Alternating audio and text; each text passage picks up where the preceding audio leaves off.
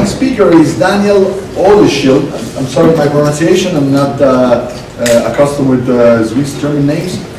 He's currently the president of the Crypto Valley Association.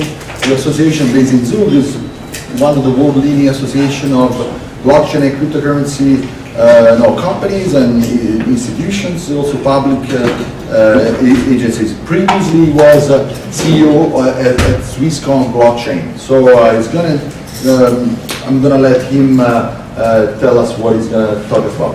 Okay, thank you. So hello. So let me just start the way I always start. Who owns Bitcoin? Okay. Who owns any other cryptocurrencies? Okay, for those of you who don't own cryptocurrencies, how come? we have this definition like a no-coiner. Yeah? No-coiners describe people who are rent seekers in the world of cryptocurrencies, right? And the reason is that until you've gone through the transaction and understand like what it is to purchase a Bitcoin or any other type of cryptocurrency, until you've gone through the pain of opening a digital wallet or a blockchain wallet and then understand what the private key, public key combination is, writing down your 24-word mnemonic and putting it somewhere where the clean lady can't find it and run away with your Bitcoin, wondering what happens when you get hit by the bus and somebody steals, how does your wife or your loved ones or whoever precedes you out in the world get those access to those Bitcoins. Until you've gone through those thinking processes, you're not really in crypto yet. Right, and no-coiners are rent seekers in the world of Bitcoin, right, and blockchain. Right? So chain money. Go buy Bitcoin, yeah? Or go buy any other crypto. You don't have to buy a whole Bitcoin. Thank God there's a lot of decimal places, and you can buy one Satoshi. It doesn't have to cost you a lot of money, but you should go and buy a Bitcoin, right, or at least part of one, right, because it brings you into the world of crypto. And I was talking to a few people recently, and it's wonderful because it's a black hole, right? Not that the information disappears within it. Actually, it's quite transparent, right? What happens is that once you pass the event horizon, there's no going back. Once you move into the world of Bitcoin and blockchain, and you see the pristine clarity that Bitcoin offers transaction execution on a global scale without a central intermediary, you can never turn back to the world that you came from, right? I was a partner at Ernst & Young. I spent 20 years in global financial services. I spent 10 years in London working for Morgan Stanley, Deutsche Bank, Barclays. I came here in 2014 and I got sucked into the world of Bitcoin as a partner at Ernst & Young. And I can tell you, from having seen the inside of some of these companies, the shocking truth is that most of our global financial infrastructure works with Microsoft Excel. Yeah, so the banks that you forget security, forget all that other stuff that you don't want to talk about, right? I was working for a very large global institution, one of the too big to fail companies, right?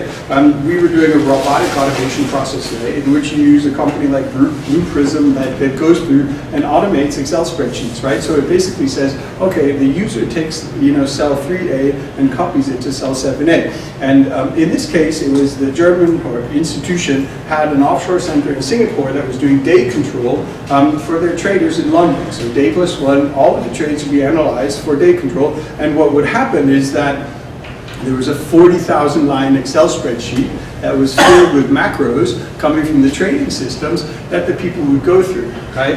And around the sort of 30th, 40th day, me and my team would show up to the site, and the cards didn't work anymore. And then we called up the guy and said, hey, something's wrong, can you come down and get us? No, project's closed, go home. Like, okay, so now if a partner at EY has like 20 people come home from a project of the top 5 banks, right, there's some repercussions, right? So questions were asked, questions were answered.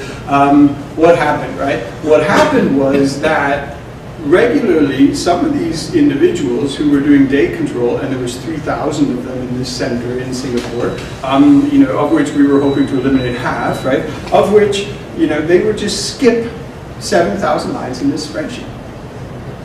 Why? Well, they don't know, but they were told to. Okay, so now the company that's in it is like, look, we don't know what's in those 7,000 lines, but if you start programming it with robotics, you're going to find something, right? That's danger, right? The danger is that we can't afford to have any skeletons. We'd rather have 3,000 employees instead of 1,500, so we can't afford any skeletons in the closet, right? And if you come from a world like that, and you come from, and that's just one bank, but I worked with Morgan Stanley, I worked with Deutsche Bank, I worked with Barclays Capital, I worked with Swiss Re, I worked with all these companies, right? And I can tell you the amount of companies that work on Excel as infrastructure for their financial, it's not a mystery why the crisis came about, right? And that should be very, very worrying. Now, if you move into the world of blockchain, right, where you have, a peer-to-peer, trustless, distributed system where you can transfer value of asset from one person to another person, and it works consistently, repeatedly. Since 2009, January 3rd, 2009, the first block was mined. Right? That date's important, right? Because on that date, every year, people say, do you own Bitcoin? Yes or no? Okay, do you have the private keys to the Bitcoin? And then they ask you kind of to remove the private keys from the exchanges and put them back on your wallet. So there's a run on the bank every January 3rd, every year that Bitcoin's out there, right? And that's kind of just this date that the Bitcoin runs, there's a run on the bank, right? So all the exchanges, right, who are trading, like attention Tether, USDT, right, which is completely not correlated to the price of dollar or completely not correlated to the price of Bitcoin. Why? Because they don't actually buy $1 every time you buy $1 of Tether, right? So this is like free banking, right? You give me your money and I'll tell you I'm going to go buy gold and put it in the vault. I really don't go buy the gold, right? Note, anybody who has a Revolut card? Yeah, nifty little things, right? The metal cards, the Financial Conduct Authority raided their offices, confiscated. Why? Because they turned off 2 of their fraud prevention servers. Okay, danger. What Revolut offers you, not just Bitcoins. You can't buy Bitcoins with Revolut, you buy exposure to Bitcoins. Note the detail. What do you buy exposure to? You buy exposure to the fact that they're not actually buying Bitcoin on your behalf. They're giving you something that's tracking Bitcoin. Okay, what's the danger in that? If too many people do that and there's a run on Bitcoin or the Bitcoin price goes crazy or either direction, you're in trouble, right? Because you don't have Bitcoins and they might not be able to, do the margin call and they might just go boink, right, and disappear, right? So danger, right? If you don't hold the private key, and that's why for the people who don't own Bitcoin, go buy some. If you don't hold the private key, you don't have access to the assets. Challenge is, the wallet design currently is not very friendly because you have all of these, things, right? You are your own bank. You have, this 24-word mnemonic, right? Okay, so I got 24 words, right? What am I going to do? Sock drawer, security deposit box at the bank, right? Where do I put the 24 words so that nobody finds them and runs away with them? Well, Winkelbosses, right? The guys who kind of started Facebook but didn't get any credit for it, they came up with a really good system. They took a picture of 24 words mnemonic, they cut the picture physically in pieces, sent them to different security safety depots around the country so that no matter what happens, mudslides, volcanoes, forest fires, right, things that happen in California, like it's not just these are crazy things that happen in developing countries, but California, right? Those can destroy, every type of redundancy that you put into place, right? So they actually took the physical separation of these things and put it into place so that they could be succession because they have massive assets in digital assets. Now, I've been working for Swisscom so after I left Ernst & Young, I took my team of crypto people who got frustrated with the fact that they were working in the Big Four because Big Fours are limiting. They're audit companies, and audit companies can't work with anybody. They have a market-facing agenda. So we moved into this Swisscom Blockchain. Now with Swisscom Blockchain, obviously it's Swisscom, 51% state-owned government company. We went with every single bank in Switzerland, right? So from the big ones, UBS, Pictet, Lombard, Rothschild, you name it, we were there, right? Every single bank in Switzerland is looking at digital asset custody solutions, right?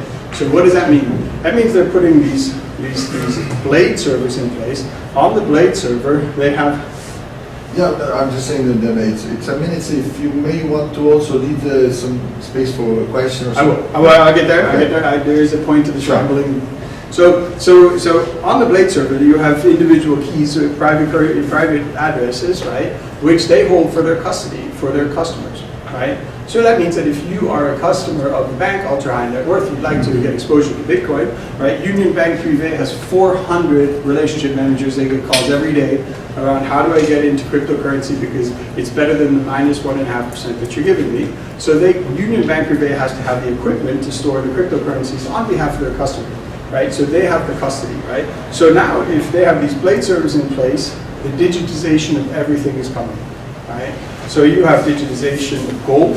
This morning I spoke with a commodity company trading in metals with gold, one trading with diamonds, and the other one trading with oil. All of them are digitizing their assets. So what you're going to have is you're going to have digital assets representing all these things, and they're all going to be having the same keys, private keys, public keys, right? And now you've got custody, right? So now the question comes back to, so who actually owns that asset? If you have a private key that owns a barrel of oil, do you own it? Is it on your device or not, right? So now, and if you look at the device, the 24-word mnemonic, if the cleaning lady knows what that is, she can take the oil, right? So now in the last few years, we've seen massive, like very, very strong resistance to getting onto this space because it's hard, right? It's not very ergonomic, right? And I think somebody mentioned, I think it was you, mentioned this beautiful system that there's a company called Vault 12, right? Which created an ecosystem of peers that does what the Winklevoss system of actually ripping up the picture of the 24-word mnemonic and spreading it out into different lockboxes, but doing it digitally, right? Literally you take a snapshot and it encrypts it and spreads it out amongst people that you trust, who you can then call back. And 3 out of 5 will be enough. Any 3 out of any 5 will be enough to recover your recovery seed. So that's the first time you have a recovery seed that will work on a distributed way, fully digital, without you actually going by and writing this thing down, right? So we're seeing an advancement in the ergonomic design, right? So when you think about security, think about 2 things. Think about custody, right? Who actually owns the digital asset? And then think about like the ability for you to actually store that digital asset, removing the private key. And if you haven't got a private key yet, it's because you haven't bought Bitcoin yet. You need to go to the market and buy one. I'm being told I'm out of time. Yeah, okay. Sorry, Daniel. It's just we have a Skype call coming. No, thanks a lot for the great overview from the height of your experience. Maybe I just put one question to you just to contextualize what you just said. The theme of the conference. There's many IT security experts like Bruce Schneier, the most famous one. He wrote a very long paper trashing cryptocurrency and blockchain claims of security. The market has gone down 90%, based on the security of holding your cash, preventing fraud, preventing being stolen, the actual security of the blockchain itself. Some really renowned economists like Nora Rubini are saying that this is really just a Ponzi scheme and so on and so forth. So there are very authoritative things that sustain that there's a lot of work to be done. So it's not a claim of why people are not on board, why are people not just getting off board. So what do you answer to that? What are the directions where blockchain and cryptocurrency can actually regain their trust by doing things better, not just convincing people just because you're not smart enough or something? Blockchain doesn't have to prove itself because the people that are ignoring it, they will just suffer, right? Because the market will shift because of the way that things will work, right? So you can say, okay, well, yes, and every time that the Bitcoin price recovers slightly, you have people saying, oh, but it's just a Ponzi scheme, it's just a thing. Fine, no problem. Right? I can prove it, like, okay, one use case we worked on is Swisscom. In Qatar, there are 2 million guest workers, right? Those 2 million guest workers remit every month $200 US to their home countries in Bangladesh, in the Philippines, and in India. That's 2 million guest workers, $200, that's $400 million every month. They go to Western Union to do it, or they go to a black marketeer to do it, right? So that means 17 to 22% if it goes over legitimate channels. Right? With cryptocurrency, you can do it for 3% over interbank offering, right? So that's a multi-million-dollar use case going against retailers.